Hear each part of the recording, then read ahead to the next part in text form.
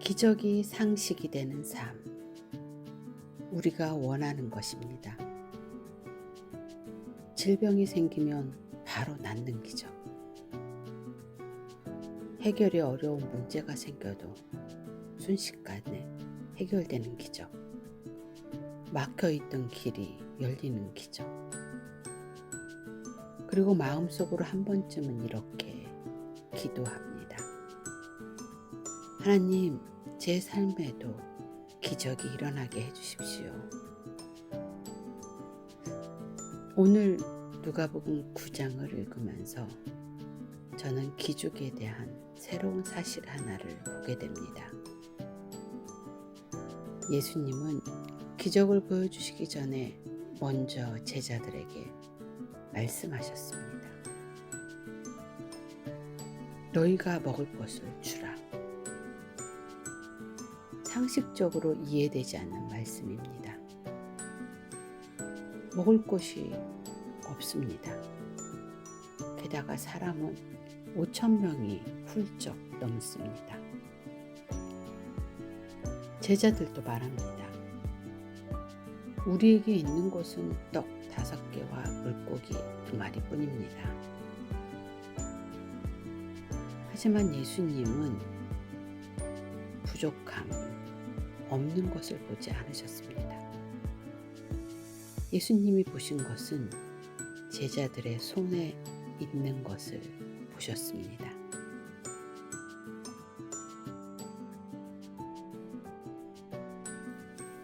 우리는 오병이어의 기적을 읽으며 떡이 많아진 순간을 찾습니다.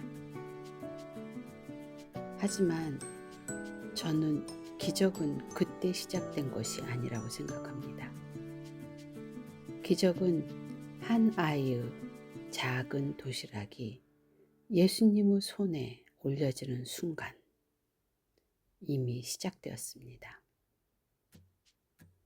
그리고 이 말씀이 2000년 전의 이야기만은 아니라고 생각합니다. 우리도 늘 이렇게 말합니다. 제가 가진 것이 너무 적습니다. 제 능력이 부족합니다. 지금의 저는 아무것도 아닙니다. 그러나 하나님은 오늘도 같은 질문을 하십니다. 내게 무엇이 있느냐? 그리고 말씀하십니다. 그것을 내게 가져오너라.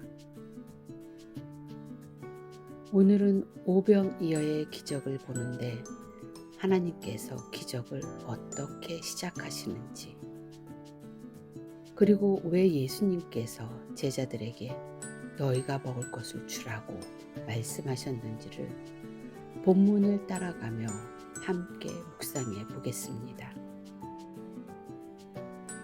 누가복음 9장은 예수님이 먼저 12 제자를 부르시는 것으로 시작합니다. 말씀하십니다. 예수님께서 모든 귀신을 제어하며 병을 고치는 능력과 권위를 주시고, 잘 보십시오. 예수님은 먼저 그냥 바로 보내신 것이 아닙니다. 먼저 주셨습니다. 이것이 하나님 나라의 원리입니다. 우리는 받기 전에 일하려고 합니다. 하지만 하나님은 먼저 주시고 그 다음에 보내십니다.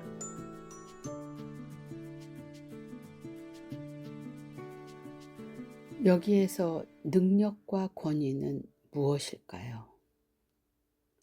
능력은 할 수 있는 힘입니다. 권위는 행할 수 있는 자격입니다. 제자들은 갑자기 대단한 사람이 된 것이 아닙니다. 예수님의 것을 받은 사람입니다. 그래서 제자의 삶은 자기 능력을 증명하는 삶이 아니라 받은 것을 사용하는 삶입니다. 그리고 예수님은 놀라운 말씀을 하십니다. 여행을 위하여 아무것도 가지지 말라. 지팡이도, 배낭도, 양식도, 돈도, 여벌옷도. 왜 이렇게 말씀하셨을까요? 준비하지 말라는 뜻일까요? 가난하게 살라는 뜻일까요? 아닙니다. 예수님은 제자들에게 한 가지를 배우게 하십니다.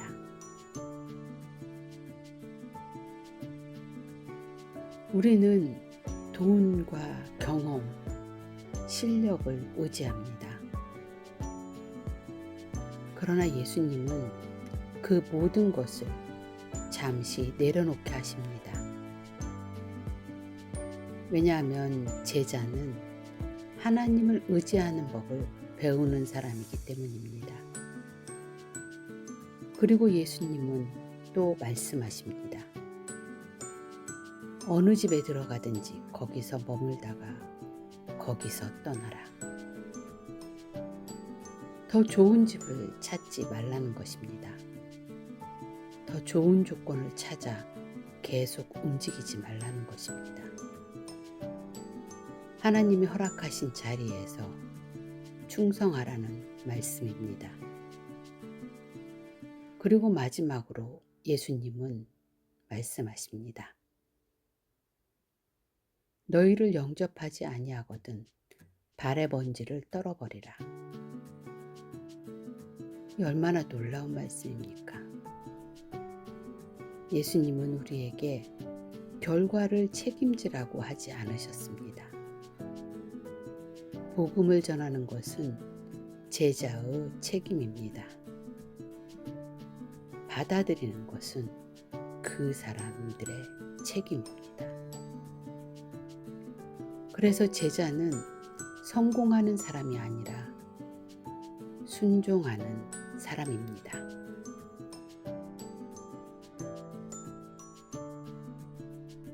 그리고 누가는 이 이야기를 기록한 뒤 곧바로 한 가지 기적을 보여줍니다. 먹을 것이 없는 광야, 떡 5개와 물고기 2마리, 그리고 예수님의 한 말씀. 왜 누가는 제자들의 파송 다음에 오병이어를 기록했을까요? 그 이유는 하나입니다. 하나님은 능력 있는 사람을 사용하시는 것이 아니라 하나님을 의지하는 사람을 통해 기적을 시작하신다는 것을 보여주시기 위해서입니다. 제자들은 예수님과 함께 광야에 있었습니다. 사람들이 계속 모여들었습니다. 예수님은 하나님의 나라를 말씀하시고 병든 사람들을 고쳐주셨습니다. 시간이 흘렀습니다. 날이 저물기 시작했습니다. 제자들은 현실을 봅니다. 사람은 많고 먹을 것은 없습니다. 그래서 예수님께 말합니다. 무리를 보내소서. 이 말은 합리적인 말입니다. 극히 상식적인 말입니다. 누가 봐도 맞는 판단입니다. 그러나 이때 예수님은 전혀 예상하지 못한 말씀을 하십니다. 너희가 먹을 것을 주라.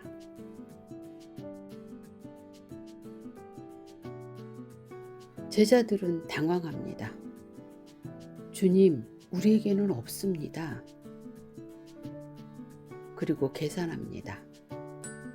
떡 5개, 물고기 2마리, 남자만 5,000명. 계산이 맞지 않습니다. 우리도 그렇습니다. 하나님이 일을 맡기시면 먼저 계산합니다. 내 능력, 내 형편, 내 환경. 그리고 말합니다. 안 됩니다. 그런데 예수님은 없는 것을 묻지 않으십니다. 있는 것을 가져오라고 하십니다. 본문을 자세히 보십시오. 예수님은 왜 이것밖에 없느냐라고 말씀하지 않으셨습니다. 그것을 내게 가져오너라.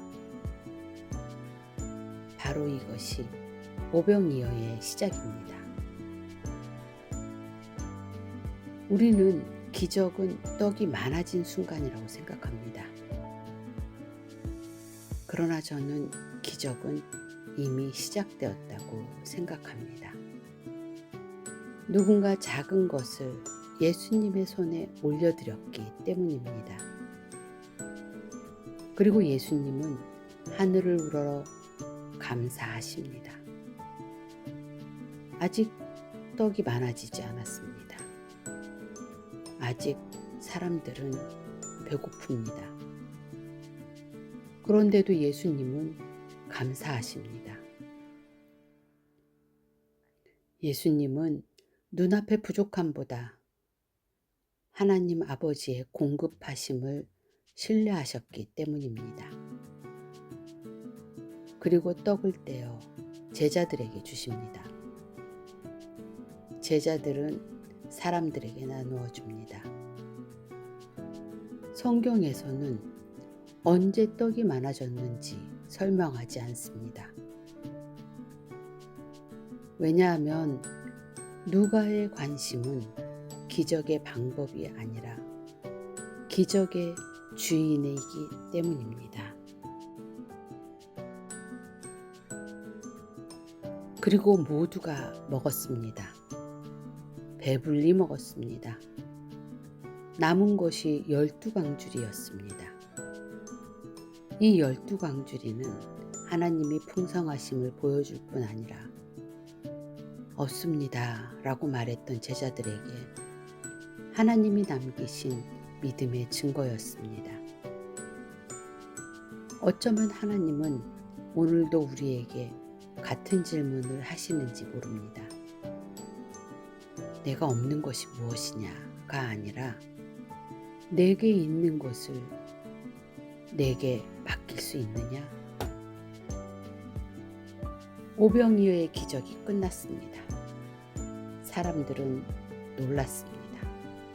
배불리 먹었습니다. 기적을 경험했습니다. 그런데 예수님은 기적에 대한 이야기를 계속하지는 않으십니다. 갑자기 제자들에게 질문하십니다. 사람들이 나를 누구라 하느냐?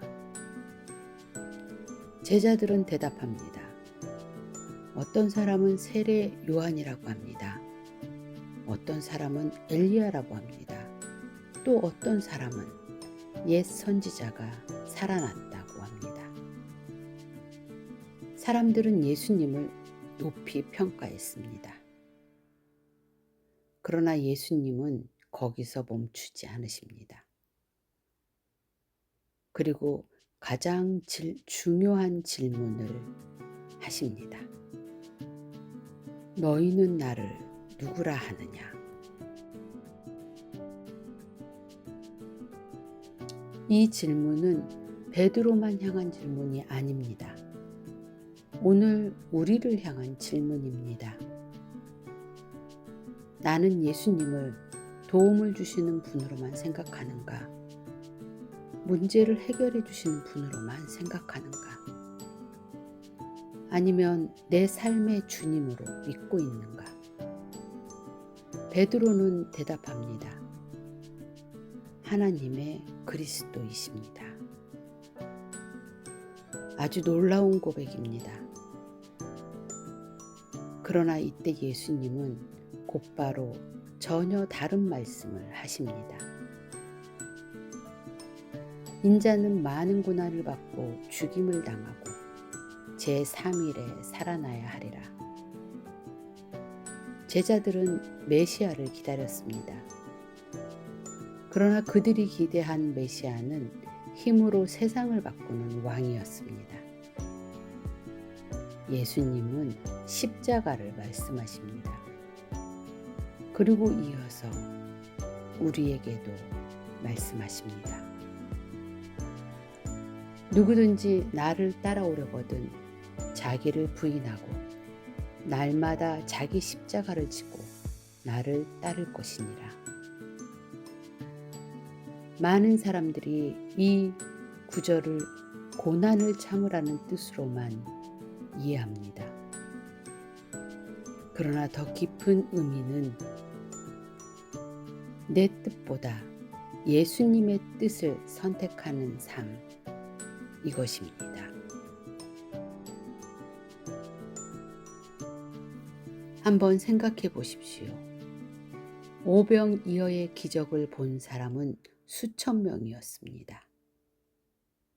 그러나 예수님은 기적을 본 사람을 찾지 않으셨습니다. 예수님을 따를 사람을 찾으셨습니다. 오늘도 하나님은 우리에게 같은 질문을 하십니다. 너는 나를 누구라 하느냐? 이 질문에 대한 대답이 우리의 인생을 결정합니다. 예수님은 베드로와 요한과 야고보를 데리고 산으로 올라가십니다. 그리고 기도하십니다. 그때 아주 놀라운 일이 일어납니다. 예수님의 얼굴이 변합니다. 옷은 눈부시게 빛납니다. 모세와 엘리야가 나타나 예수님과 말씀을 나눕니다. 이 얼마나 놀라운 장면입니까? 베드로는 감격합니다. 그리고 말합니다. 주님, 우리가 여기 있는 것이 좋습니다. 초막셋을 짓겠습니다.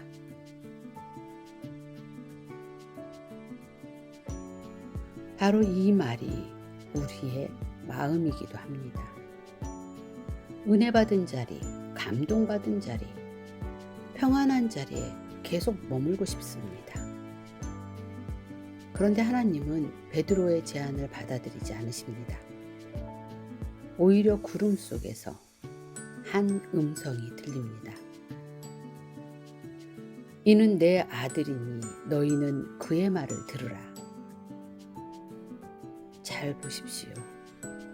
하나님은 그의 기적을 보라고 하지 않으셨습니다. 그의 능력을 보라고도 하지 않으셨습니다. 그의 말을 들으라. 그리고 산 위의 놀라운 경험은 끝납니다. 예수님은 제자들과 함께 다시 산 아래로 내려오십니다. 신앙은 산 위에서 완성되지 않습니다. 산 아래에는 고통받는 사람들이 있습니다. 귀신 들린 아이가 있습니다. 울고 있는 아버지가 있습니다. 예수님은 영광 속에 머물지 않으시고 고통 속으로 내려오십니다. 이것이 예수님의 길입니다. 그리고 이것이 제자의 길입니다. 우리는 은혜로운 순간을 찾습니다.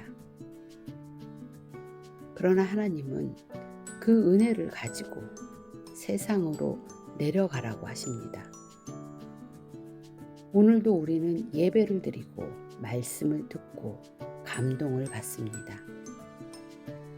하지만 하나님은 거기서 끝내지 않으십니다.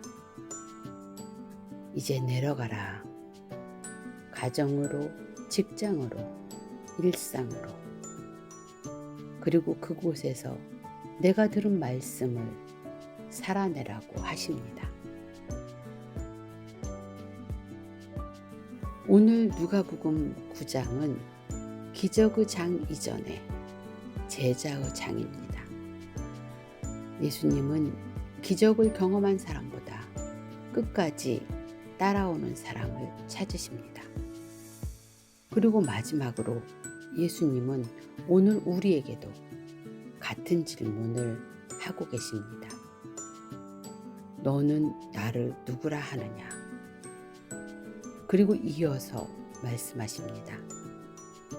그렇다면 이제 나를 따라오너라. 보통 우리가 누가복음 9장을 읽으면 기적을 먼저 보게 됩니다. 귀신이 떠나갑니다. 병든 사람이 낫습니다. 떡 5개와 물고기 2마리로 5,000명이 먹습니다. 변화산에서는 예수님의 영광이 나타납니다. 하지만 누가는 단순히 기적을 기록하려고 이 장을 쓴 것이 아닙니다. 누가는 우리에게 묻습니다. 너는 나를 누구라 하느냐? 이 질문에 대한 대답이 우리의 인생을 결정합니다. 그리고 예수님은 이어서 말씀하십니다. 자기를 부인하고 날마다 자기 십자가를 지고 나를 따르라. 우리는 기적을 원합니다. 그러나 예수님은 제자를 원하십니다. 우리는 큰 능력을 원합니다. 그러나 예수님은 작은 순종을 찾으십니다. 생각해보면 오병이어의 시작도 크지 않았습니다. 한 아이의 작은 도시락이었습니다. 그 작은 것이 예수님의 손에 들려졌을 때 수많은 사람을 살리는 기적이 되었습니다. 오늘 우리도 자꾸 이렇게 말합니다. 제가 가진 것이 너무 작습니다. 제가 할 수 있는 것이 없습니다. 지금의 저는 부족합니다. 그러나 하나님은 오늘도 같은 질문을 하십니다. 너에게 무엇이 있느냐? 그리고 말씀하십니다. 그것을 나에게 맡겨라.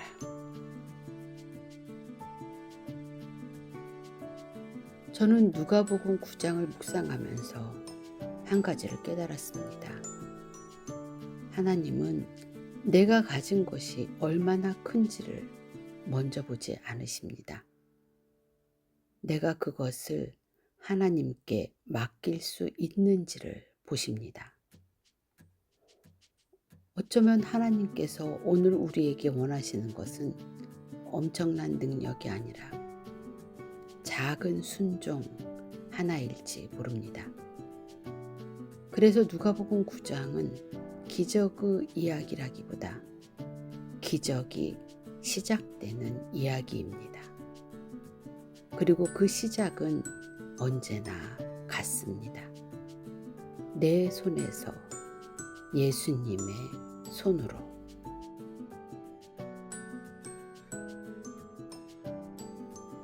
내가 가진 작은 것을 예수님의 손에 올려드리는 순간입니다.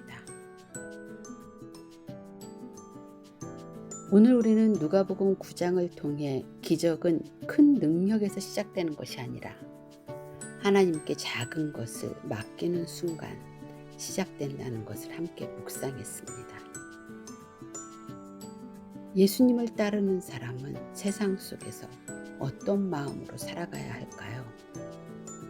다음 누가복음 10장에서 예수님은 제자들을 다시 세상으로 보내시며 하나님 나라를 살아가는 삶이 무엇인지 보여주십니다.